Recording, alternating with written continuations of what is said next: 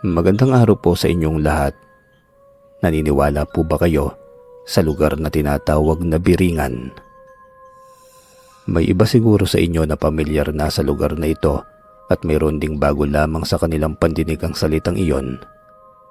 Hayaan niyong ipaliwanag ko po ito.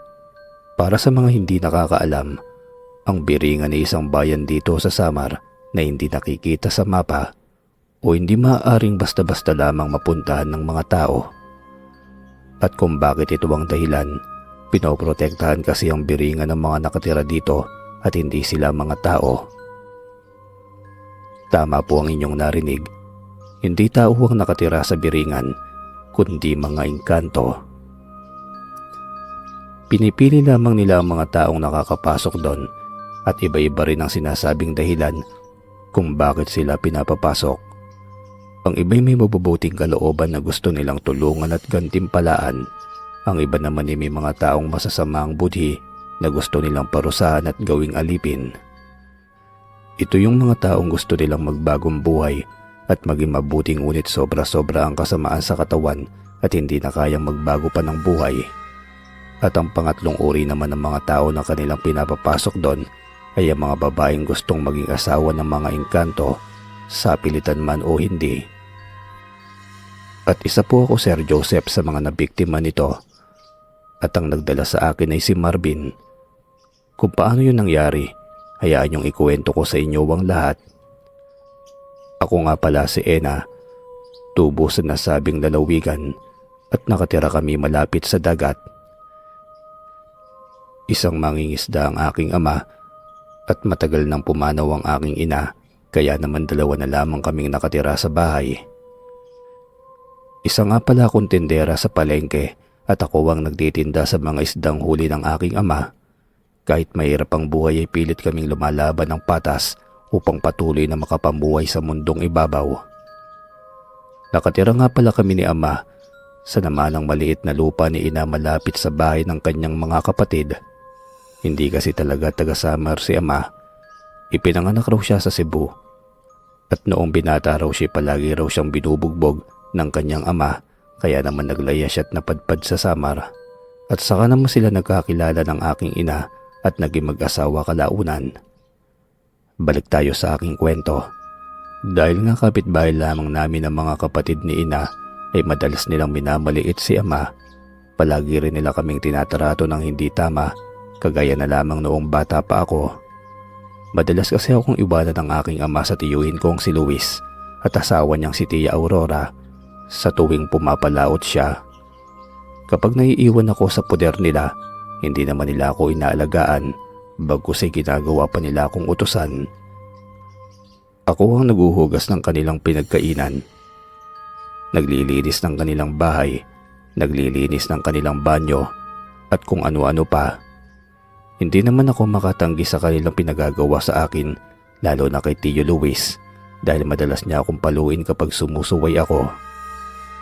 Isang araw, habang naguhugas ako ng plato at aksidenteng nabasag ko ang isa sa kanilang mga baso, agad na akong pinuntahan ni Tio Luis at nang makita niya na basag na ang baso nila, ay hinila niya ang aking buhok patungo sa isang silid at doon ay kanya akong pinadapa. Matapos yun ay kumuha siya ng kapirasong kawayan at walang humpay niya akong pinagpapapalo hanggang sa mawalan na lamang ako ng mali kakaiyak. Nang magkamali ako noon ay tanghali na at paparating na ang aking ama. Kaya naman pinakain na nila ako at sinabing huwag na huwag ko raw babanggitin sa aking ama ang nangyari dahil malilintikan daw ako sa kanilang dalawa. Bata pa ako noon, kaya naman tango lamang ako ng tango at kahit na masakit sa akin ay pinilit ko na lamang tiisin ng lahat. Hindi lamang doon nagtatapos ang mga pagpapahirap na nararanasan ko sa aking tiyuhin at sa aking tiyahin. Palagi na lamang nila akong ginagawang utusan kapag wala si ama sa bahay hanggang sa nakasanayan ko na lamang ang ganon. Pero habang tumatanda ako'y naiisip kong hindi na tama ang kanilang ginagawa at dapat na iyong matigil. Sa murang edad na 14 ay kinausap ko ang aking ama na kung pwede ba niya akong hanapan ng trabaho. Tinanong niya ako kung bakit gusto kong magtrabaho, ang bata ko pa naman.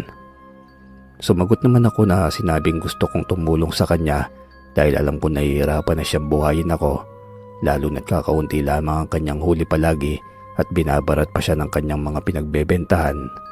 Doon ay naisip ni Ama na umupa ng pwesto sa palengke. Iyong maliit lamang para sana ako ang magbenta ng mga nahuhuli niyang isda. Upang hindi na rin siya magtiis sa mababang presyo na ibinibigay sa kanya ng mga bumibili. Kaya gamit ang kaunting ipon ay nangupahan kami ng pwesto sa palengke.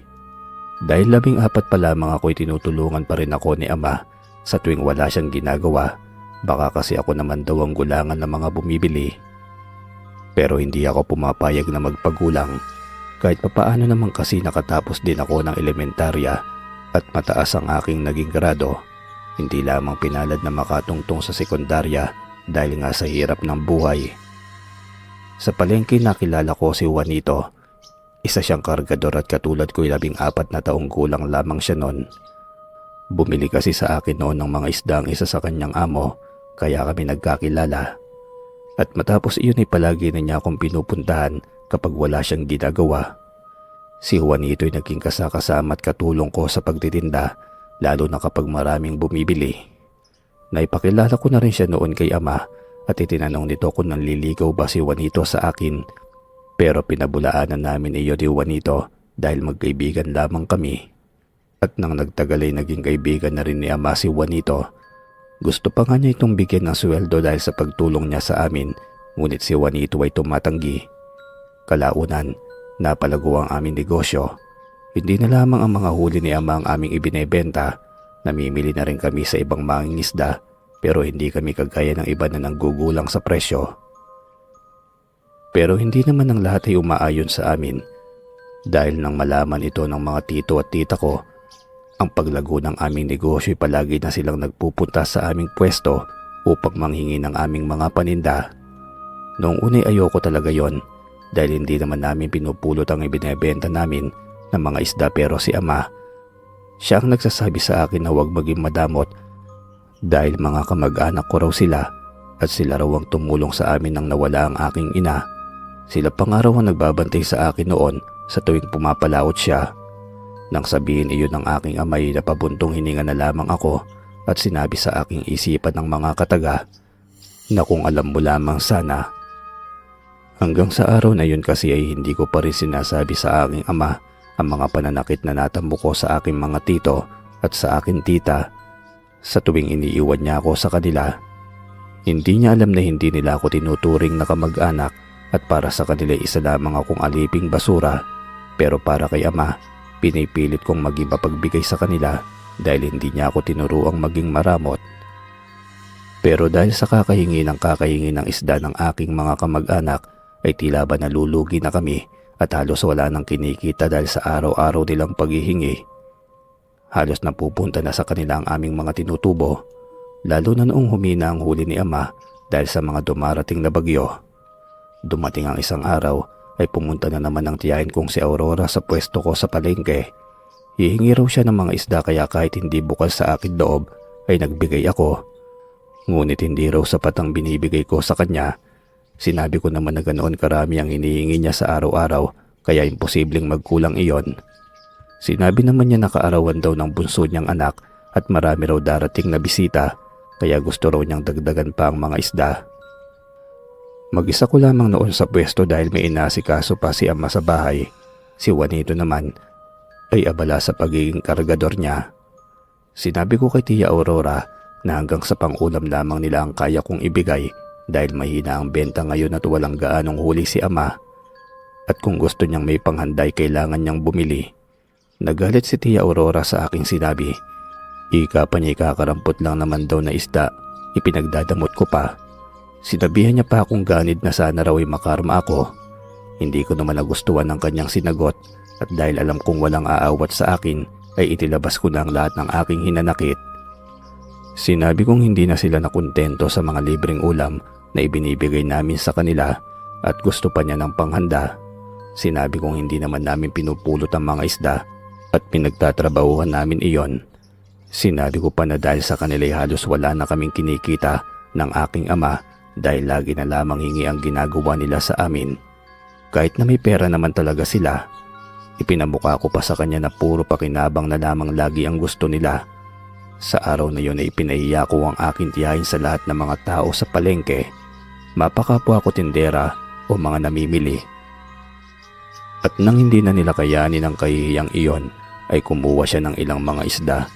Pinasok niya sa hawak-hawak niyang bayong, saka nagmamadaling umalis. Hindi ko naman siya pinayagang umalis noon. Hinabol ko siya't ng aking maabutan ay binawi ko ang mga isda, pati ng mga binigay ko sa kanya kanina. Pagkatapos noon ay sinabi kong hindi na siya makakahingi pa sa akin kahit kailan. Pero bago siya tuluyang umalis noon, ay binantaan niya akong makakarating daw iyon sa kanyang asawang si Tito Luis. Matapos yon, nagpatuloy na ako sa pagtitinda. Ngunit halos wala nang gustong bumili sa akin buwat ng nangyaring insidenteng iyon. Kaya naman nagpahinga na muna ako, tiyak na may mga bibili naman maya-maya. Pagkalipas ng ilang oras ay dumating si Juanito. "Mukhang matumal ang benta ngayon ah," tanong ni Juanito. "May nangyari kasi." May klikong tugon. "Ah, bakit? Ano bang nangyari?"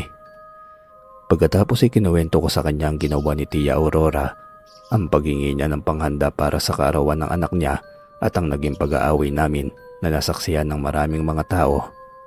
Na siya rin namang siguradong dahilan kung bakit madalang lamang ang bumibili sa araw na yon. "Dapat hindi mo na pinatulan. Pinagsabihan mo na lamang sana upang hindi na umulit." Wika pa ni Juanito. Sumusobra na kasi siya eh. Parang may napakalaki naman akong utang na loob sa kanya at parang obligasyon ko pang bigyan siya ng panghanda. "Hayaan mo na. Huwag ka nang mainis at nangyari na. Sana lang ay huwag ka nilang awayin pag uwi mo." Tugon naman ni Juanito. "Iyon nga ang inaalala ko eh. Baka si amang mapagbuntungan nila. Pauwi na pa naman yun ngayong oras. Kung gusto mo, umuwi ka muna upang makausap ang tatay mo at pati na rin sila. Ako na lang ang magbabantay ng tindahan. Wala naman na akong ginagawa eh." Tugon pa ni Juanito. Matapos yun ay nagpasalamat ako sa kanya at nagmamadaling umalis patungo sa aming bahay. Ngunit bago pa ako makarating sa bahay ay nakita ko na ang aking ama at hindi ko maipinta ang kanyang muka. Napakalungkot niya at pagkatapos tinanong ko siya kung paano siya. Sumagot naman siya at sinabing noong nakauwi raw siya ay nasusunog na raw ang aming bahay. Humingi raw siya ng tulong sa aking mga tiyuhin ngunit hindi siya tinulungan. Sinabihan pa raw siyang napakaramot at walang utang na loob. Dahil doon ay mag-isa na lamang ang aking ama na nagpumilit apulahin ng apoy dahil nasa bahay ang mga naipon naming pera, ngunit hindi niya kinaya. Sinabihan pa raw siya na kahit maapula ang apoy ay hindi na kami makakabalik pa doon dahil hindi naman raw sila makakapayag. Nagtanong naman si ama kung bakit ganoon, ngunit sinabihan na raw siyang itanong na lamang sa akin kung bakit daw ako madamot. Matapos yun ay nakuwento ko sa kanya ang nangyari. Tinanong niya ako kung bakit ko pinagdambutan at inaway ang aking tiyahin. Sinabihan pa nga niya ako na huwag magdadamot dahil kamag-anak ko sila. Nagtampo ko ng bahagya sa sinabi ni ama, ngunit naiintindihan ko naman ang kanyang pinanggagalingan. Kaya naman isinuwalat ko na sa kanya ang lahat-lahat ng pagdurusang natamo ko sa mga tinatawag niyang kamag-anak. Kung paano nila ako inalipin noong bata pa ako sa tuwing iniiwan niya ako sa kanila. At lahat ng pangmamata nila sa aming dalawa at pangmamaliit nila sa kanya. Matapos kaming makapag-usap ni amay dumiretso na kami sa palengke upang doon na lamang mag-isip kung paano kami makapagpapatuloy sa buhay. Pagdating namin sa palengke agad kaming sinalubong ni Juanito at kinumusta kaming dalawa. Ikinuwento ko naman kay Juanito ang nangyari sa aming bahay at kung ano ang ginawa ng magagaling kong mga kamag-anak. Nang matapos akong magkwento ay dinamayan ako ni Juanito at nagtanong kung paano na nga ba o ano na nga ba ang plano naming mag-ama. Kung saan ba kami lilipat. Tumugod naman si ama at sinabing hindi niya alam ang susunod naming hakbang sa buhay. Naubos kasi lahat ng aming ipon at tanging ang pwesto na lamang namin sa palengke ang natitira sa amin. Matapos sumagot si ama ay inalok kami ni Juanito na kung gusto raw namin ay maaari kaming makatira muna sa kanila habang wala pa kaming malilipatan. Dalawa lang naman daw kasi sila ng kanyang lola na nakatira doon kaya naman kakasya pa raw kaming dalawa ni ama. Agara naman akong tumanggi sa inaalok ni Juanito dahil nakakahiya iyon.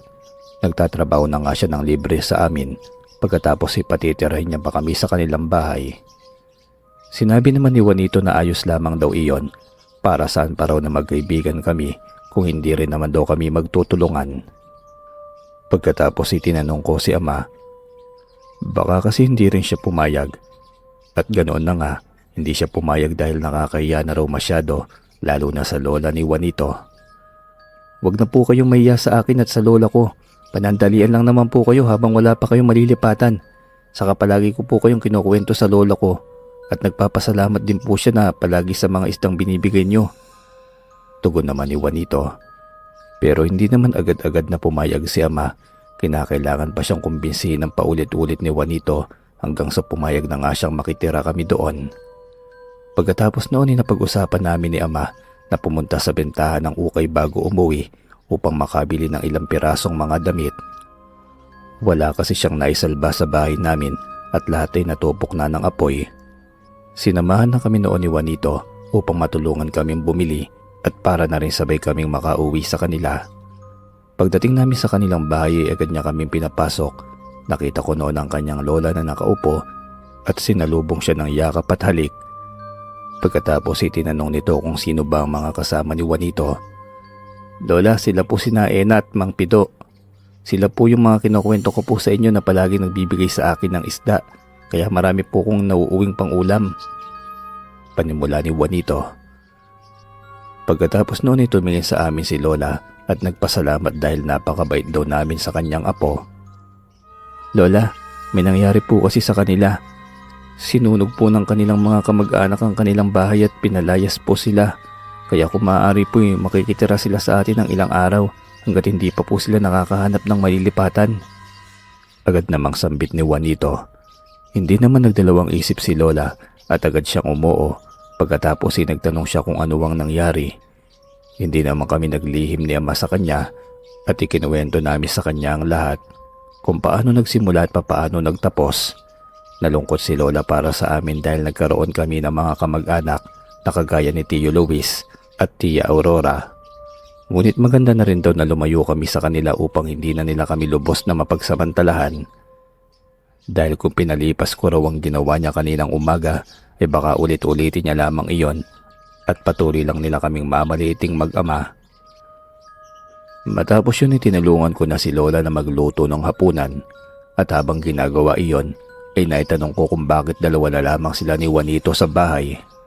Nasaan na ba ang kanyang mga magulang?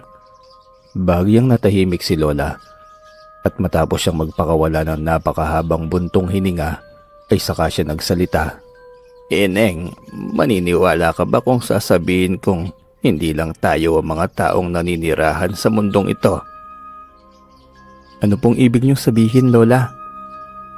Mahabang kwento at kukulangin ng oras na mayroon tayo sa pagluluto kung isisiwalat ko sa iyo ang lahat. Kaya naman pekling ko na lamang para sa iyo. Pare-pareho pa rin ang impormasyong makukuha mo. Pagkatapos noon ay nagsimula na siyang magkwento. Noong dalaga pa raw ang ina ni Juanito na si Gina ay marami raw itong manliligaw dito sa kanilang lugar. At ang pinakamasugid raw sa kanila ay sina Pedro at Pablo. Pareho raw silang seryoso kay Gina at palagi silang nagpapaligsahan para sa kanya. Ngunit iisa lamang ang puso ni Gina at para lamang iyon sa isang lalaki, kaya naman kinakailangan niyang pumili sa dalawa. Sa bandang uli ay si Pedro raw ang napili ni Gina at si Pedro ang ama ni Juanito. Ngunit hindi raw natanggap ni Pablo ang pagkatalo at labis itong nagdamdam at nagalit kay Gina. Mula noon ay hindi na rin siya nagpakita pa. Ngunit pagkalipas ng ilang taon ay muli itong nakita sa kanilang lugar. Wala raw pinagbago ang itsura nito na para bang kahapon lamang nang huli nila itong makita. Makalipas ng ilang araw at naglaho na naman ito at kasama niyang naglaho si Gina. Hindi raw makapaniwala noon si Lola na pati rin si Pedro ay magagawang iwanan na lamang ng ganon ni Gina, ang kanyang asawa at anak. Kaya naman ginalugad nila ang buong bayan. Ngunit hindi na nila nakita pang muli si Gina. Doon na rin may nakapagsabi na baka engkanto ang tumangay kay Gina dahil hindi nila ito mahanap kahit na saan pa sila pumunta. Kaya naman agad silang nagpatulong sa magaling na albularyo upang malaman ang katotohanan. Kagaya ng inaasahan ay napatunayan nilang engkanto nga si Pablo at may ginawa raw siya kay Gina upang sumama ito sa kanya sa bayan ng Biringan. Hindi raw pamilyar sa kanila ang bayang yon, kaya naman nagtanong sila sa albularyo.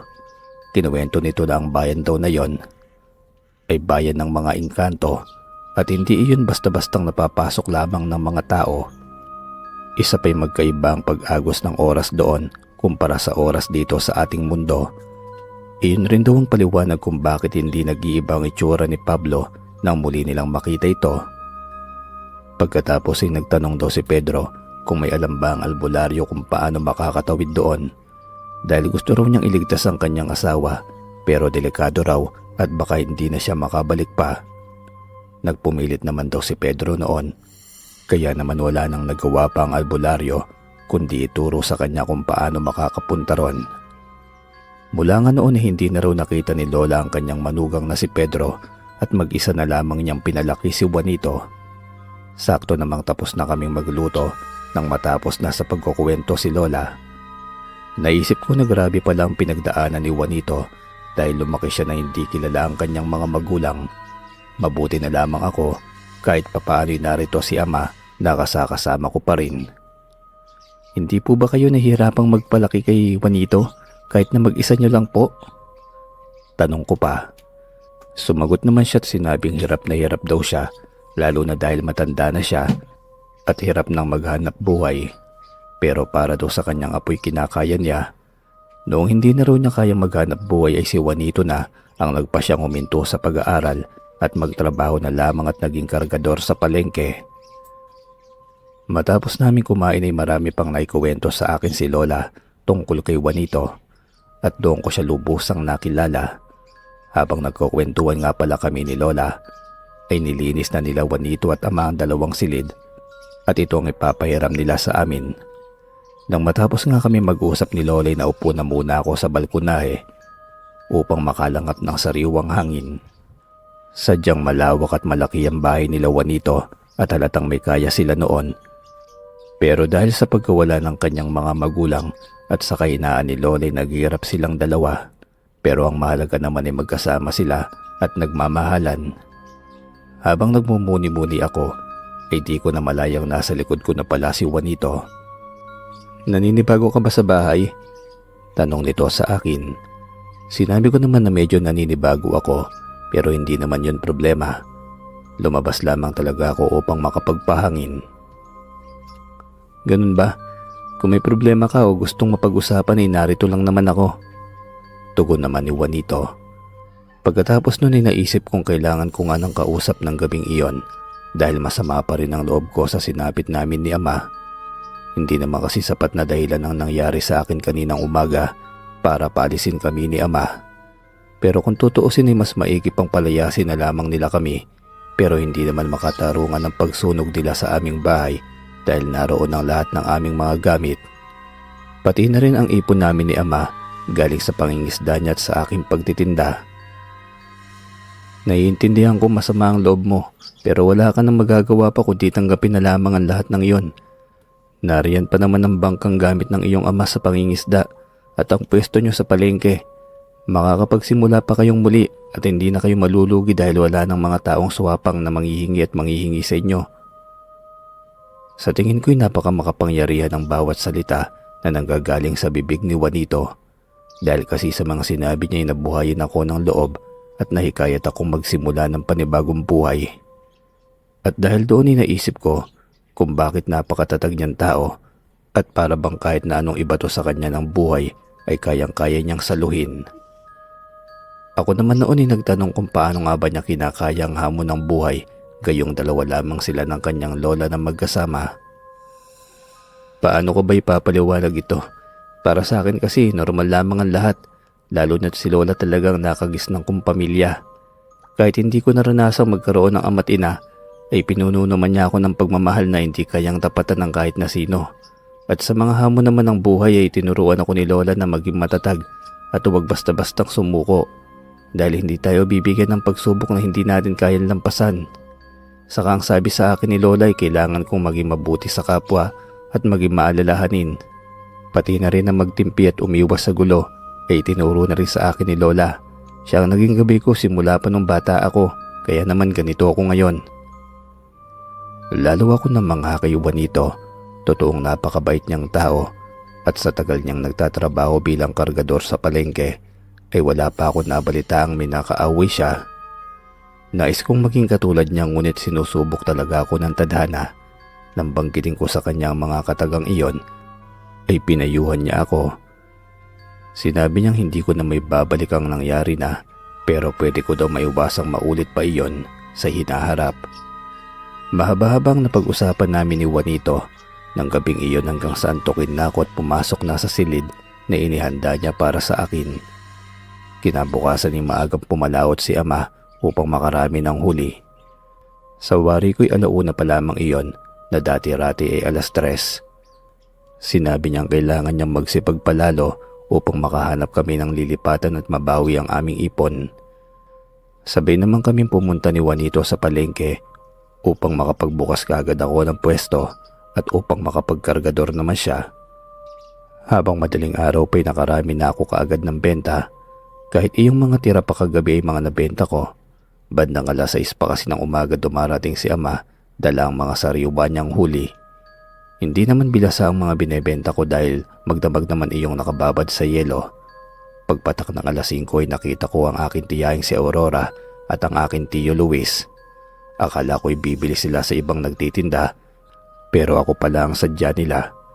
Noong unay ayaw ko silang pansinin ngunit bigla na lamang silang kumuha ng aking mga paninda at inilagay sa bayong ng kanilang daladala. Nagalit ako noon dahil sa kanilang ginawa. Sinabi ko na hindi na sila nakontento sa pagsunog nila sa aming bahay. Ngayon naman ninanakawan pa ako ng paninda. Sinabihan naman ako ni Tio Luis na wag raw akong maging maramot dahil may utang na loob daw ako sa kanya. Sinabi kong ang lakas naman ng loob niyang sabihin yon, wala naman siyang naiambag sa buhay ko. Bumuelo noon si Tio Luis upang ako ay sampalin, kaya naman napapikit ako. At nang hindi ko maramdaman ang kanyang sampal, daan-daan kong iminulat ang aking mga mata at nakita ko ang isang lalaking matangkad na hawak-hawak ang kamay ni Tio Luis. Alam mo bang mali ang manakit na babae? Tanong nito kay Tio. Sino ka ba? Huwag kang mangialam rito. Tugon naman ni Tio Luis. Hindi na mahalaga kung sino ako, basta hindi ko pinalalampas sa mga taong nananakit ng babae. Tugon niya at pagkatapos ay pinisil niya ang kamay ni Tio hanggang sa mapangawi ito sa sakit. Nang makita nitong hindi na nakakayanan ni Tio ang sakit, ay binitiwan niya ito. Nakahinga naman ng maluwag ang aking tiyuhin. Pagkatapos noon ay dinuro ako ni Tio Luis at sinabing hindi pa daw sila tapos. Tinapik naman ng lalaki ang kamay nito at pagkatapos ay umalis na ang mag-asawa. Nagpasalamat ako noon sa lalaki dahil sa pagtulong niya sa akin at pagkatapos ay tinanong niya ako kung sino ba ang mga yon at bakit nais nila akong saktan. Sinagot ko naman ang kanyang tanong at sinabing si Tio at tiya ko yon at gusto nilang kumuha ng isda sa akin nang hindi nagbabayad. At nang sinabi kong hindi ako pumayag ay gusto nila akong saktan. Natawa naman siya noon at sinabing grabe naman daw sila. Gusto ng libre at kapag hindi na pagbigyan ay mananakit. Sinabi ko naman na lalo niyang sasabihin grabe sila kapag nalaman niya pa ang ginawa sa amin. Pagkatapos ay nagtanong siya kung ano ba yon. Sinabi ko sa kanyang sinunog lang naman nila ang aming bahay at pinalayas kami sa kanilang lupain nang hindi ko sila binigyan ng isa sa mga isda noong kaarawan ng kanyang anak.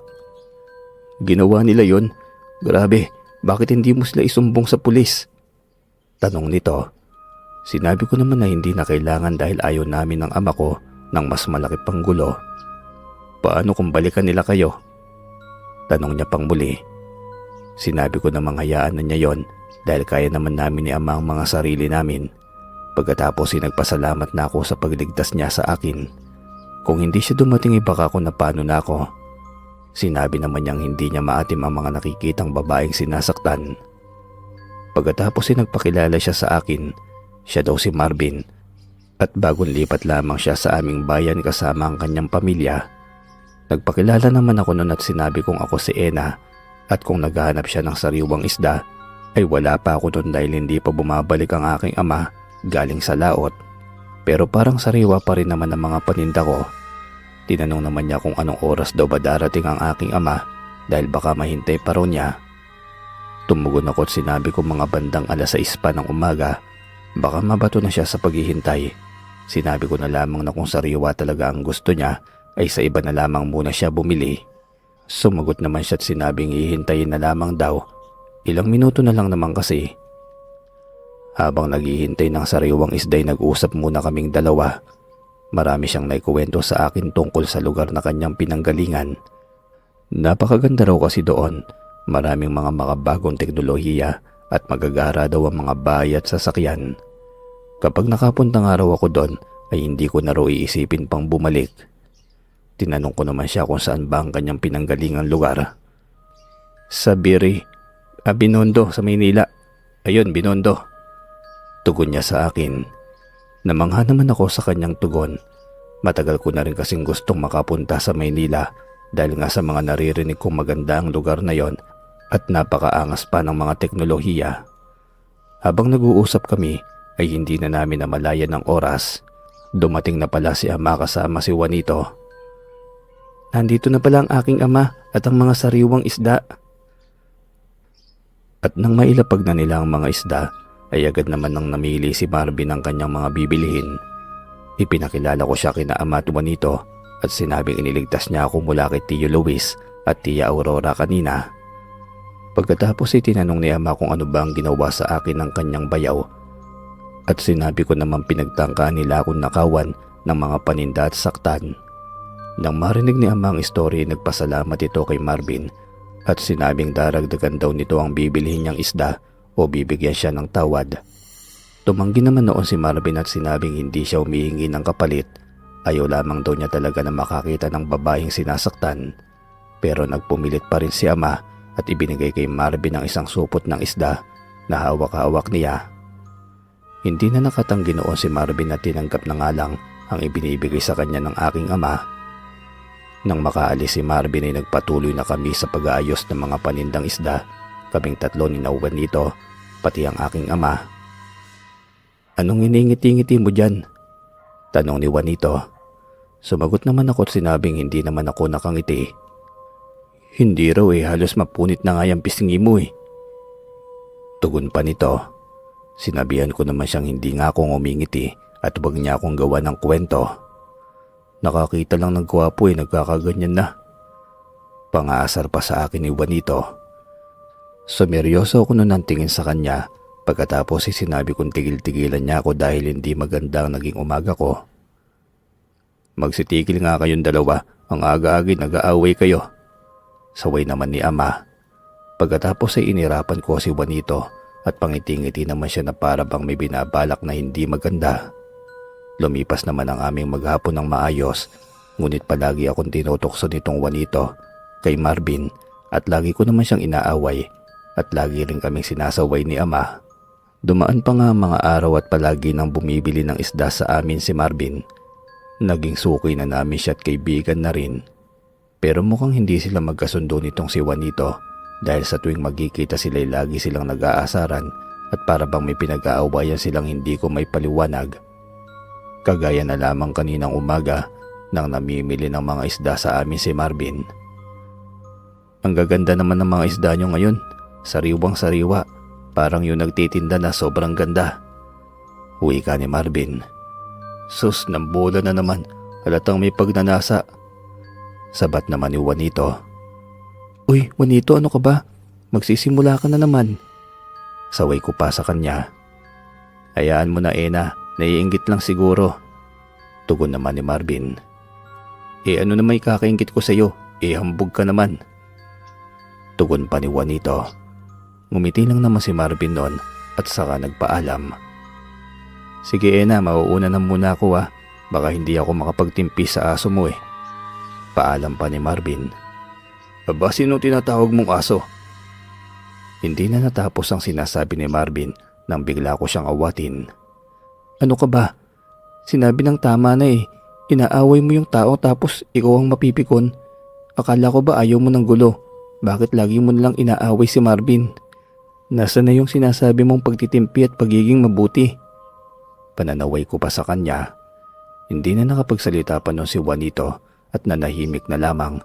Si Marvin naman ay umalis na dala ang pinamili niyang mga isda. Hanggang sa lumipas ang ilang taon, nagpaalam na sa akin si Marvin. Gusto raw niya kasi akong ligawan. Itinanong ko naman sa kanya kung ano nga ba ang dahilan. Isa lang naman kasi akong hamak na tindera ng isda sa palengke. Alam mo Ena, wag mong ibaba ang sarili mo. Maganda ka at mabait. Nasa iyo ang lahat ng katangiang hinahanap ko sa babae. Tugon pa niya. Halos hindi ako makasagot noon dahil sa pagkabigla. Hindi ko naman pinagkakailang gwapo nga si Marvin. Matangkad at mabait din. Pero wala na kasing puwang sa puso ko. Dahil may laman na ito at iyon si Juanito. Pero hindi pa rin ako sigurado kung gusto rin ba ako ni Juanito. Dahil hindi naman niya ako nakikita bilang isang babae. Nakikita niya ako bilang isang kaibigan. Kagaya na lamang ni Marvin na nakikita ko lamang bilang isang kaibigan din. Litong-lito pa ako noong mga panahong iyon. Pero kahit na walang pag-asa, ay binigyan ko ng pagkakataong makapanligaw si Marvin. Maigi na rin siguro yun upang malaman kung gagawa ng hakbang si Juanito kapag nalaman niyang pinayagan kong manligaw ito. Nakita ko ang mga ngiti sa mata ni Marvin nang payagan ko siyang manligaw at gagawin raw niya ang lahat para lamang mapasagot niya ako. Pero sa isip-isip ko noon, nakukonsensya ako dahil alam kong ginagamit ko lamang siya upang malaman na magiging reaksyon ni Juanito at para malaman kung may pagtingin ba siya sa akin. Ngunit nang malaman niya na nandiligaw na sa akin si Marvin ay wala man siyang ginawa. Ni hindi man lamang siya nagreklamo kahit na hindi niya gusto ang taong iyon. Bahagi ako nasaktan dahil doon. Akala ko kasi gagawa siya ng hakbang. Liligawan niya ako o tututulan niya ang panliligaw sa akin ni Marvin. Doon ko napagtanto na wala talaga siyang pagtingin para sa akin. Sa araw-araw na panliligaw sa akin ni Marvin ay unti-unti rin ako nahuhulog sa kanya. Hindi dahil sa mga binibigay niyang regalo sa akin na mga tsokolate at mga itim na prutas na mula raw mismo sa kanilang bakuran, kundi ang kanyang panunuyo at kagandahang asal. At hindi nagtagal ay sinagot ko na siya at naging magkasintahan kami. Bakit parang ang bilis mo namang sinagot yung Marvin na yan? Ilang buwan pa lang namang siyang naliligaw sa'yo, hindi ba? Tanong sa akin ni Juanito. Hindi naman sa tagal ng panliligaw yan eh. Basta naramdaman ko lamang na tamang oras na para sagutin siya at mahal ko na siya. Tugon ko naman. Hindi mo pa nga siya lubusang kilala eh. Hindi mo pa nga alam kung saan ang bahay niya o kung bakit sila lumipat dito sa Samar mula sa Maynila. Baka may kaso pa yun doon kaya nagtatago rito. Tigil-tigilan mo nga ako Juanito sa mga imahinasyon mo. Napakabuting tao ni Marvin. At ano naman sa'yo kung sinagot ko siya? May pakialam ka ba sa akin? Di ba wala naman? Magkaibigan lang naman tayo, hindi ba? Kaya wala kang karapatang questionin ang mga desisyon ko. Sa gabing iyon ay nagkaroon kami ng matinding away ni Juanito na nagbigay ng lamat sa aming pagkakaibigan. Nakalimutan ko na rin noon na nakikitira kami ni Ama sa kanila. Kinabukasan ay inimbitahan ako ni Marvin na bumisita sa bahay nila dahil gusto raw niya akong ipakilala sa kanyang mga magulang. Hindi naman ako nagatubiling sumama dahil gusto ko rin silang makilala at gusto ko rin makilala ng lubusan si Marvin at magagawa ko lamang iyon kapag naisama na niya ako sa kanilang bahay. Nang araw na yun ay pinakiusapan ko muna ang isa kong kaibigan sa palengke na si Karen upang tulungan sina Ama at Juanito sa pwesto. Hindi pa kasi sila dumarating na umalis kami ni Marvin at baka manakawan pa kami kung walang maiiwan sa tindahan. Agad naman itong pumayag kaya agad din kaming nakaalis ni Marvin. Sumakay kami ng jeep at tricycle patungo sa kanila at habang nakasakay sa tricycle ay napagtanto kong napakalayo pala ng kanilang bahay sa palengke. Kaya tinanong ko siya kung bakit doon pa namimili at araw-araw pa siyang namamasahe ng malaki-laki. Sabi naman niya ay mas gusto raw ng kanyang mga magulang ng sariwang mga isda kahit malayo raw sila sa dagat. At doon nga lamang daw sila sa palengke makakahanap ng ganon. Hindi na ako sumagot noon at nanatiling nananahimik hanggang sa maibaba kami ng tricycle doon sa may kakahuyan. Pagkatapos ay tinanong ko kung bakit sa bakanting lote kami bumaba. Sinabi naman niyang nasa looban pa raw ang kanilang bahay at kailangan muna naming lakarin ang kakahuyan. Matapos yon, nagsimula na kaming lumakad papasok hanggang sa abutin kami ng halos kalahating oras. Napapagod na ako noon kaya naman tinanong ko na siya kung malayo pa ba dahil pagod na talaga ako. Sumagot naman siya at sinabing malapit na kami. at hindi ko na malayang nakalabas na pala kami ng kakahuyan. Bumungad sa akin noon ang isang napakagandang bayan na para bang nakikita ko lamang sa aking imahinasyon habang ikinukwento sa akin ni Marvin. Kahit malayo pa ako'y hindi ko may pagkakaila na ito yung kinukwento sa akin ni Marvin na bayang kanyang pinanggalingan na sinasabi niya na Maynila pa raw.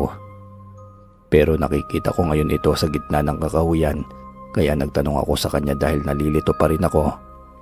Hindi ba't ito yung bayang kinukwento mo, ang bayang pinanggalingan mo? Bakit narito ito, sa gitna ng kakahuyan dito sa Samar? Kahit nang sabi mo sa Binondo ito, di ba, sa Maynila? Pasensya ka na, Ena, kung nagsinungaling ako. Natatakot kasi ako na kapag nalaman mo magalit ka sa akin. Pero ngayon iaaminin ko na sa iyo ang lahat. Hindi ako galing sa Maynila. Biringan talaga ang gusto kong sabihin at hindi Binondo. Pinigilan ko lamang noon ang aking dila. Humihingi talaga ako ng tawad sa iyo pero hindi kasi nungalingan ang pag-ibig ko sa iyo, Ena. Pero ng mga panahong yun ay bulag na ako sa pag-ibig at wala akong pakialam kung nagsisinungaling ba siya sa akin. Ang importante ay papakilala niya ako sa kanyang mga magulang. Pagkatapos ay sinabihan ko na siya na ayos lamang iyon at naiintindihan ko naman siya. Kaya naman pinatawad ko na siya kaagad at nagpatuloy na kami sa paglalakad. Pero nakailang hakbang pa lamang kami ay huminto agad kami sa tapat ng isang magharang sasakyan. Binuksan iyon ni Marvin pagkatapos ay pinasakay niya ako doon. Sabi niya sa kanya raw iyon. Namangha na naman ako sa kanya. Sa sasakyan pa lamang kasi ay alam ko na kaagad na mayaman nga siya. At habang nasa biyahe nakikita ko ang magagandang tanawin sa Biringan. Kung may matatawag ng paraiso sa lupa, dito na yun sa Biringan. Pero bago ako bumaba sa sasakyan ni Marvin, ay bigla akong napaisip. Dahil magkaibang araw ang oras dito sa mundo ng mga tao, kaya may namuong tanong sa aking isipan nang buksan ni Marvin ang pinto ng sasakyan, ay naitanong ko sa kanya iyon. Tinanong ko kung paano siyang araw-araw nakakapunta sa palengke, gayong magkalayo nga ang oras. Maigsi lang naman ang naging paliwanag niya sa akin. Hindi raw niya inuuwi ang mga binibili niyang isda, kagaya ng kwento niya sa akin, at hindi rin siya umuuwi sa kanila. Umuupa raw siya malapit sa may ampunan at ang mga binibili niyang isda ay ibinabahagi raw niya sa mga batang naroon. Napakaganda ng kanyang paliwanag kaya naman muling natabunan ang kanyang kasinungalingan. At pagkatapos nun ay bumaba na ako at sabay kaming pumasok sa gintong tarangkahan ng kanilang bahay. Para akong mga nasa kwentong pambata habang tinatahak ang madamo nilang hardin. Napakaganda kasi rito. Maraming bulaklak at mga paru-paro. Pagmasdan pa lamang ang mga yun ay nawawala na ang lahat ng aking pagod at sakit na nararamdaman sa katawan. Hanggang sa makapasok kami sa napakalaki nilang bahay. Pagbukas pa lamang ng malaki nilang pinto ay bumungad kaagad sa akin ang nakakasilaw at nagniningning sa loob ng kanilang bahay. Lahat ng makita ko'y kumikinang at napakalinis pa nito. Pagkatapos ay ipinakilala ko ni Marvin sa kanyang mga magulang. Parang magkapatid lamang sila dahil napakabata ng kanilang mga itsura at napaka-elegante rin at magagara ang kasuotan. Para ako mamamatay noon sa iya dahil sa pangit kong suot na binili ko pa sa ukay-ukay. Pero kahit na ganoon ay mababait sila, malugod nila akong tinanggap at kahit na ganito ang itsura ko.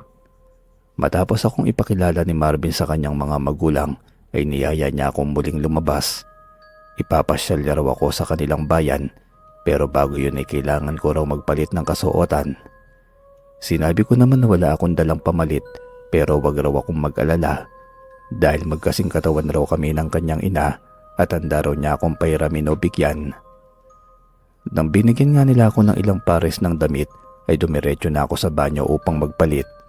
Lalo ako namangha dahil napakalinis ng kanilang banyo at pati ang trono ay gawa rin yata sa ginto. Malawak din ito at kasi laki din ng isang kwarto ng bahay ni Juanito. Nagsimula na ako magpalit noon at pumili ng damit na nababagay sa akin. Matapos kong magpalit ay kagad na akong lumabas at nang makita ko ni Marvin, sinabi niyang hindi raw niya ako nakilala. Sinabi ko rin na maging ako'y namamangha sa aking kasuotan. Nang nakapaghanda na kami saka na kami umalis na dalawa ni Marvin at mas lalo ko nadama ngayon ang paglalakad sa mabulaklak nilang hardin dahil sa aking suot. Kusa na ring lumalapit sa amin ang mga paru-paro at tila ba napagkamalan pa nila akong bulaklak. Wala na sigurong tatalo pa sa pakiramdam kong iyon. Para akong lumilipad sa mga alapaap sa bawat hakbang na aking ginagawa. Nang makasakay na ulit ako, ay paulit-ulit pa rin ako namamangha sa paligid. Buhat kasi kanina'y puro kagandahan na lamang ng bayan ang nakikita ko. Wala rin ako nakikitang mga kalat o basura man lamang sa paligid. Ni wala ring usok at mga sasakyan at maging alikabok. Para ako nabubuhay sa panaginip at para bang ayaw ko nang umalis sa lugar na yon. Dinala ko ni Marvin sa isang napakalaking parke na para bang mahiwagang hardin sa gitna ng kakahuyan. May sapa rito at napakalinaw at napakalinis din ng tubig. May mga palaruan din at nakikita ko ang mga batang engkanto na naghahabulan at naglalaro. Pumunta kami ni Marvin sa isang espasyo sa may damuhan. Doon kami naupo, nagkwentuhan habang pinapanood ang mga bata. Napag-usapan na rin namin ang hinaharap at iniisip namin kung gaano kasigla na maglalaro rito ang magiging anak namin. Pero may isang nilalang doon na nakakuha ng aking atensyon. Kamukhang kamukha kasi niya si Juanito at kung siya kaya yon, ay paano siyang nakapunta rito? Guguluhin ba niya kami ni Marvin? Iyon ang mga namumuong tanong sa aking isipan habang papalapit ito sa akin. Pero parang hindi rin siya yon dahil parang mas matanda. Pero paano kung lumipas na ang ilang taon sa mundo ng mga tao habang naririto ako sa biringan? Natigil lamang ako sa pag-iisip nang tapikin ako ni Marvin sa balikat at tinanong kung nakikinig daw ba ako sa kanya. Kanina pa raw kasi akong tulala. Sinabi ko naman sa kanya na parang nakita ko si Juanito at tinuro ko nga ito sa kanya. Sinabi naman niyang hindi iyon si Juanito at hindi raw ito makakapunta rito. Kaya pabayaan ko na lamang daw. Lumipas ang aming maghapon na nasa parke kami ni hindi pa nga kami nanananghalian. Pero hindi pa naman ako nagugutom. Nang dumilim na bigla na lamang lumiwanag ang paligid. At pagtingala ako sa langit ay nakita ko ang paputok na iba't ibang kulay at hugis. Napakaganda nito sa mata at napakapayapa. Para ka talagang nabubuhay sa mga kwentong pambata sa libro. Pero ano pa ba ang aasahan mo sa biringan? Engkanto ang mga makikita mo rito, kaya naman napakahiwaga ng lugar. Makalipas ang ilang minutong panonood ay nakaramdam ako ng bigat sa aking pantog, kaya tinanong ko kay Marvin kung may palikuran bang pampubliko rito sa parke. Mayroon naman daw at itinuro niya ito sa akin. Kaunting lakaran lamang daw ito mula sa aming pwesto pagkatapos itinanong niya ako kung gusto ko raw bang magpasama. Maikling lakaran lang naman iyon kaya sinabi kong kaya ko na yon at huwag niya nang abalahin ang kanyang sarili. Lumakad na nga ako noon tungo sa pampublikong palikuran. At nang makapagbawas na ako ng tubig at palis na ako, ay bigla na lamang may kamay na tumakip sa aking bibig. Ginamitan ako ng puwersa patungo sa likuran ng palikuran upang hindi ako makita ni Marvin. Nang makita ko ang may gawa nun sa akin, ay nakita ko si Juanito pati na ang lalaking nakita ko kanina na kamukhang kamukha niya. Naguguluhan ako sa pangyayari. Kaya itinulak ko si Juanito at sinubukan kong sumigaw pero natakman kaagad niya ang aking bibig at may butilya siyang pilit na binubuksan. Nang mabuksan niya ito gamit ang isa niyang kamay ay tinanggal niya ang kamay niya sa aking bibig. Nang subukan kong muling sumigaw ay pinatakan na niya ako sa bibig ng kung ano man ang laman ng lalagyan na yon. At doon na nga ako natauhan. Bigla ako naimasmasan at nagising sa katotohanan. Agad ako nangulila sa aking ama at bumalik ang dati kong pagtingin kay Juanito na nawala. Saka ko naisip na parang hindi ako ang kumukontrol sa sarili ko noong mga nakaraang buwan. At saka ko naisip ang aking pagkakamali. Bigla ko niyakap noon si Juanito at nakiusap na alisin niya ako sa lugar na yon. Ngunit bago yun ay may kailangan muna raw kaming iligtas, ang kanyang ina. Saka ko naitanungan tungkol sa kasama niya na kamukha niya. Sinabi niya sa akin yun daw ang kanyang ama. At ipapaliwanag na lamang daw nila ang lahat kapag nakauwi na kami. Ang kailangan daw namin ay matakasan ngayon si Marvin upang tuluyan na kaming maging ligtas. Pagkatapos ay tinanong ko kung alam ba nila kung nasaan ang kanyang ina. Sumagot naman ang ama ni Juanito at sinabi na sa tagal na raw niya sa lugar na ito ay alam na alam niya na kung saan dinadala ang asawa niya. Nagkaproblema lamang daw noon dahil naitapon niya ang pangontra sa gayuma kaya hindi niya ito mailigtas. Natatakot kasi siya na kapag binawi ang asawa ay manlaban ito dahil sa gayuma at baka hulihin pa siya at gawing isa sa mga alipin. Kung mangyayari man daw yon ay malabo na niyang maililigtas ang asawa at hindi na sila makakaalis pa sa lugar na ito. Pero nagkapag-asa raw siya nang makitang may pangontra sa gayuma ang kanyang anak dahil pareho pala sila ng sinapit. Kaya may magagamit na siya para mailigtas ang asawa. Nag-uusap kami noon habang naglalakad at hindi kami nagsasayang ng oras. Alam ko na rin na sa mga panahong yon ay hinahanap na ako ni Marvin at nag-aalala na ito sa akin. Sana hindi niya pa alam na tumakas na ako upang hindi niya kami habulin. Sa layo ng aming nilakad ay tumigil kami sa isang bahay na malaki. Ang sabi sa akin ni Mang Pedro ay magtawag daw ako hanggang sa may lumabas. Kung ang lalaki daw ang lalabas at iyon si Pablo ay humingi raw ako ng tulong at sabihing nasa panganib ang aking kaibigan at dalhin siya sa malayong lugar upang mapasok daw nilang dalawa ang bahay at mailigtas si Aling Gina. Kapag nagawa raw nila iyon ay ako naman daw ang kanilang ililigtas. Mapanganib ang binigay nilang gawain sa akin, ngunit alang-alang sa mabuo ang pamilya ni Juanito, kahit mahirap ay gagawin ko. Kung hindi rin naman dahil sa kanya'y magiging habang buhay na ako nakakulong sa lugar na ito. Gaya ng nasa plano, nagtawag na nga ako sa labas ng bahay at halos mapahaos na ako dahil wala man lamang lumalabas sa tagal kong nagtatawag. Makalipas ang ilang minuto ay may lumabas na sa bahay. Isa iyong babae na sa tansya ko'y matanda lang sa akin ng ilang taon. Napakaganda rin niya at may kaunting pagkakahawig kay Juanito. Walang duda na ito na nga ang ina ni Juanito at hindi kami mahihirapan pang sundin ang plano dahil umayon sa amin ang pagkakataon. Tinanong ako ni Aling Gina kung bakit daw ba ako tumatawag at ang sinabi ko'y nangangailangan ng tulong ang aking kaibigan at baka mabawian ito ng buhay kung hindi matutulungan kaagad. Sinabi naman niyang sandali lamang at tatawagin niya ang kanyang asawa. Sisigaw na sana siya noon at mabuti na lamang at napigilan ko ito. Sinabi ko na malapit lamang iyon sa kanilang bahay at kayang-kaya niya na yon. Ngunit nagpumilit pa rin siya at doon lumabas ang mag-ama. Mabilis silang lumapit at napatakan ng pangontra sa bibig si Aling Gina.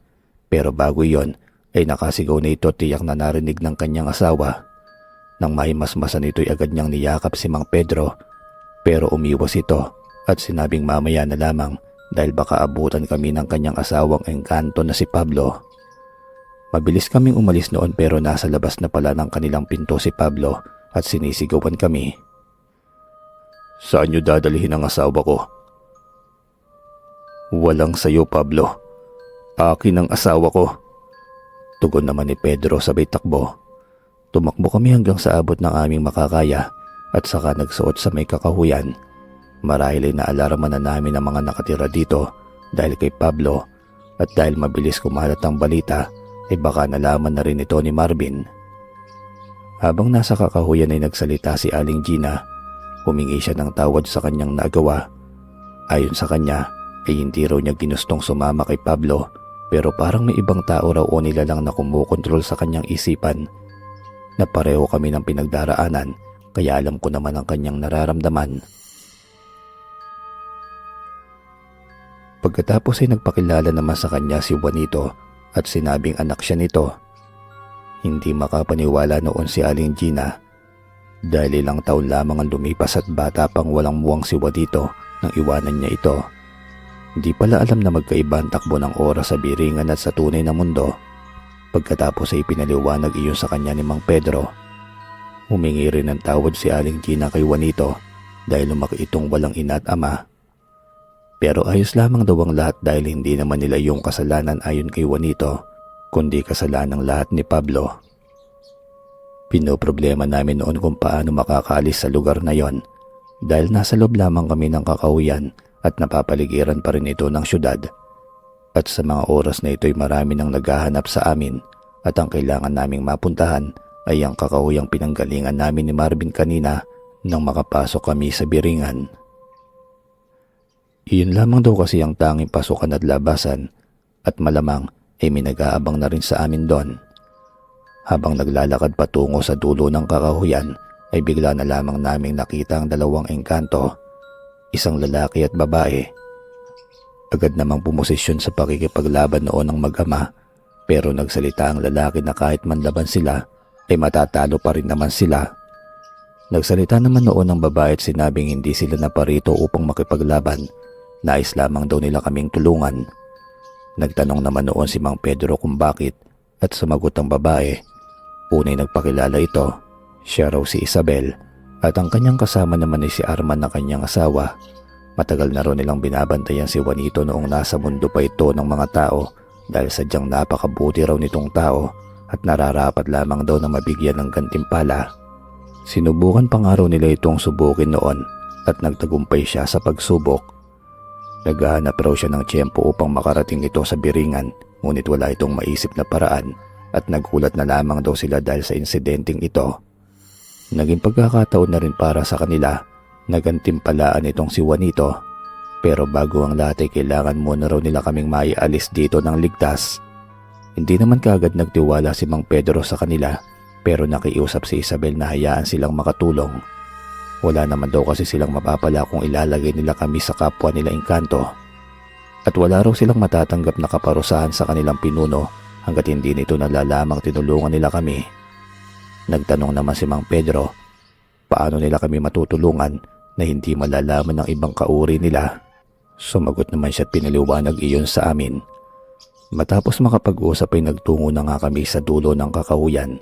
Naunang lumabas ang mag-asawa at nakita kong sinalubong sila ng kanilang mga kauri at nag-usap-usap sila. Pagkatapos ay sinabihan kami ni Mang Pedro na humanda raw sa pagtakas kung sakaling traidorin kami. Makalipas ang ilang segundo ay umalis na nga ang mga engkanto at sumenyas ang mag-asawa at sinabing lumabas na kami. Pagkatapos ay tinanong ni Mang Pedro kung paano kami makakaalis nang walang makakakita, kalsada iyon. Sinabi naman ng mag-asawa na may mga kakahuyan sa paligid at gagawin lang namin ay magpapalipat-lipat. Sila daw ang magiging gabay kung ligtas bang makalipat kami o hindi pa. Naglakad na nga kami patungo sa susunod na kakahuyan at habang naroroon ay tinanong ni Mang Pedro kung ano daw ba ang pinag-usapan nila ng mga kauri nila. Sumagot naman si Isabel at sinabing nahalugog na nila ang buong kakahuyan pero wala silang nakita. At nagpatuloy na kami sa paglalakad. Ganon lamang ang pangyayari palagi. Bago lumabas ng kakahuyan ay kakausapin ng mag-asawa ang mga nakaabang at kapag nakaalis na sila ay saka naman kami lumalabas. At dahil doon niligtas na nga kaming nakalayo, na makapunta kami sa kakahuyan na pinanggalingan namin ni Marvin kanina ay inaakala naming ligtas na kami. Pero naroon pala si Pablo at Marvin na inaabangan kami. Mabuti na lamang at hindi nila nakita noon sina Isabel at Arman dahil nakapagtago sila kaagad. Agad namang pumosisyon sa pakikipaglaban ng dalawang mag-ama. Gaya na lamang ng ginawa nila kanina nang makita nila sina Isabel at Arman. Walang yaka, Juanito. Kaya pala hindi ko mahanap si Ena. Tinangay mo na pala. Sambit ni Marvin. Ako naman ang sumagot noon at sinabi kong mas walang iya si Marvin dahil ginayuman niya lamang pala ako upang sagutin siya. Wala namang naisagot noon si Marvin kundi tumahimik na lamang. Muli ko siyang tinanong noon kung kasinungalingan din bang sinabi niya sa akin na tumira siya sa tabi ng ampunan at ipinamamahagi sa kanila ang mga isdang binibili niya. Inamin naman niyang kasinungalingan lamang din daw yon. Tumira lamang daw siya sa mga puno at itinatapon ng mga isdang kanyang binibili. Gusto lamang daw niya talagang bumili ng bumili upang magkalapit kami. Sinabi ko naman sa kanya na galit na ako sa kanya at hindi na mapapawi ang aking galit at isinusumpa ko pa siya dahil sinayang niya lamang ang mga isdang pinagpapagurang hulihin ng aking ama. Sinabi naman niyang huwag ako magpakampante dahil sa kanya pa rin daw ako babagsak. Kailangan lamang daw niyang paslangin ng mag-ama at muli nila kaming gagayumahin ni Aling Gina. Pagkasabi niya noon ay nakita kong bumubulong silang dalawa ni Pablo pero wala akong marinig na boses na nanggagaling sa kanila. Napansin nila iyon kaya nagtaka silang pareho at doon na nga lumabas sina Isabel at Arman at may mga kasama rin sila. Paparusahan daw nila sina Pablo at Marvin dahil may nilabag silang batas at sapat na raw ang kanilang narinig bilang ebidensya. Sinabihan na nila kami noon na tumawid na sa kagubatan at magdire-diretso lamang at makakauwi na kami. Sila na raw ang bahala kina Pablo at Marvin. Sinunod naman namin ang kanilang sinabi at hindi namin nakalain na may mga engkanto palang katulad nila na tumutulong sa mga taong sinasamantala ng kanilang mga kauri. Hindi na namin alam ang nangyari kina Pablo at Marvin, pero ang importante ay nakalabas kami ng buhay doon. Nakalimutan na rin nila ang sinasabi nilang gantimpala na ibibigay kay Juanito, pero para sa amin ay sapat ng gantimpala ang pagtulong nila. Gusto lang pala nilang mahuli sa akto ang dalawa bago nila kami tulungan upang hindi sila maparusahan ng kanilang pinuno. Paglabas namin ng kakahuyan ay nasilayan na namin ang araw. Umaga na pala noon at madali na lamang kaming nakasakay at nakauwi. Kagad ako niyakap ni Ama at sinabing inaakala niyang nawala na ako dahil sa kanyang kapabayaan, pero mas nakakantig ang muling pagkikita ni na Lola at ang kanyang anak, Manugang at Apo. Nang ayos na ang lahat ay nagtanong na ako kay Juanito kung paano siyang nakapunta sa Biringan. Sinabi ni Juanito na ilang linggo na raw ako nawawala, kaya nag-aalala na raw silang lahat sa akin kabilang na rin si Lola. At ang alam lamang nila mula kay Karen na si Marvin ang huli kong nakasama at mula noon ay hindi na raw nila ako nakita. Pagkatapos ay tinanong ni Lola kung ano daw bang itsura ni Marvin, kaya naman inilarawan na ito ni Juanito at ni Ama. At si Lola na raw ang kumumpirma na isang ang engkanto si Marvin at isinama ako sa Biringan. Idagdag pa ron ang mga kwento niya mula sa lugar na kanyang pinanggalingan na narinig daw ni Juanito mula sa usapan namin. At pati na rin ang mga maiitim na prutas na regalo niya sa akin ay kumpirmadong kumpirmado raw na ginagayuma ko at dinala sa Biringan. Pero hindi raw nila alam kung paano makakapunta kaya binalikan na raw nila ang albularyong nagturo ng mga hakbang tungo sa Biringan sa kanyang amang si Pedro upang mabawi sana ang ina niyang si Gina. At swerte naman daw sila dahil buhay pa ito at naituro niya ang orasyon kay Juanito upang mabuksan ang lagusan. Nabigyan na rin daw ito ng mga pangontra sa gayuma upang gamitin sa akin. Kaya naman mag-isa raw na nagtungo rito sa Biringan si Juanito at sa maiksing oras ay nakita raw niya ang kanyang ama at dahil iisa lamang ang kanilang itsura na kilala raw niya ito, doon na sila nakagawa ng plano upang mailigtas nila ako pati na rin ang kanyang ina. Kaya rin nakauwi na kami ng ligtas kahit nakatakot-takot ang aming pinagdaraanan. Hindi na rin kami umalis ng bahay ni Juanito. Doon na nagkaaminan kaming dalawa. Naghihintay lang pala siya noon at napanghinaan daw siya ng loob nang payagan kong manligaw sa akin si Marvin. At ipinaliwanag ko naman sa kanya na nais ko lamang malaman noon ang magiging niyang reaksyon.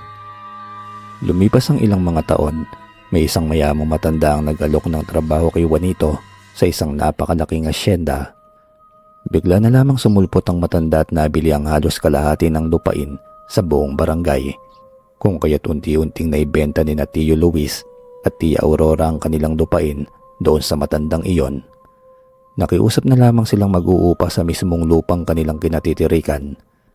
Ayon kasi kay Karen na kasama ko sa palengke, nagkaroon daw ng malubhang sakit ang anak nila na bunso at kinakailangan ng malaking halaga upang maipagamot ito sa Maynila. Naging maayos naman raw ang bata, ngunit naibenta na nila ang kanilang lupain at bahay. Lahat ng mga ari-arian nila ay wala na at umuupa na lamang sila sa matanda na nakabili ng bahay at lupa nila. Ngunit ang hindi namin alam na ang matanda pala na nakabili ng malaking lupain ay ang mag-asawang sina Isabel at Arman na mga taga-Biringan. Ipinangalan nila ang malaking lupain kay Juanito at naisalin ng lahat ng dokumento. Magmula nga noon ay naging pag-aari na namin iyon at lumipas ang ilang buwan ay bumalik ako sa bahay ng mga tiyo ko. Sa kayang isang magarang sasakyan, bumaba ako kasama si Ama at pumasok sa bakuran nila Tiyo. "Aba, narito ang maramot mong pamangkin. Lumayas ka rito. May dala-dala ka pang magarang sasakyan na siguradong inarkilan nyo lang. Baka magasgasan yan at wala kayong pambayad." Bungad naman ni Tia Aurora. "Ang bayaw at pamangkin kong maramot, bakit kayo narito? Maghihingi ba kayo ng makakain?" Tanong pa ng aking Tio Luis. "Hindi naman bayaw, maniningil lang sana kami ng buwan ng upa. Kasi 3 buwan na kayong hindi nakakabayad sa bahay." Tugon naman ni Ama. Anong pinagsasasabi mo dyan? Saka paano mo na lamang naibenta na ang bahay at lupa kay Don Arman? Tanong ni Tio. Lumabas naman mula sa sasakyan ng isa sa mga kanang kamay ni Arman at Isabel na ngayon ay kanang kamay na ni Juanito. Huwag mong sinisigawan ng mga amo ko. Baka gusto niyong palayasin na lamang kayo ngayon din sa kinatatayuan niyo. Tugon naman ni Edong, ang kanang kamay ni Juanito. Kilala nila itong kanang kamay ng Don dahil doon ay pinaliwanag nila kay Tio ang lahat-lahat at makikita mo sa kanilang mukha ang lungkot at tila wala nang maiharap na mukha sa amin. Sayang bayaw, akala ko pa naman nagbago na kayo dahil wala na sa inyo ang lahat-lahat. Pero ganun pa rin pala kagaspang ang pag-uugali nyo. Plano pa naman namin ng aking anak na ibalik sa inyo ang lahat-lahat ng pag-aari nyong nabili ng Don Arman. Kaso wag na lang. Ito ang usapan namin ng aking anak na kung magandang magiging pakikitungo nyo sa amin sa pagbisita namin sa inyo ay ibabalik namin ang inyong ari-arian. Pero hindi nangyari ang kondisyon. Kaya anak, tara na. Paalam pa ng aking ama. Napaiyak na lamang ang tiyo at tiya pero maging si ama na malambot ang puso sa kanila ay tumigas na rin. Sabi pa niya na kapag magbabago raw sila ay tutuparin pa rin niya yon. Ngunit dekada na ang lumipas ay na maalam na si ama na hindi pa rin nagbabago ang tiyo at tiya. Hanggang dito na lamang po ang kwento. Maraming salamat po sa inyong lahat